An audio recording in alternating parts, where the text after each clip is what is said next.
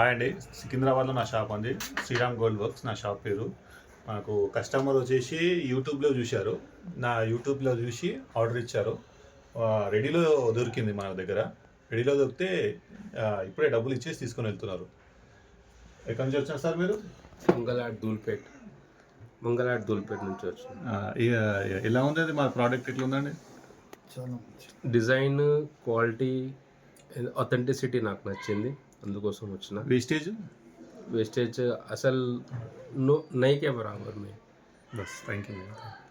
ఇదిగోండి హాల్మార్క్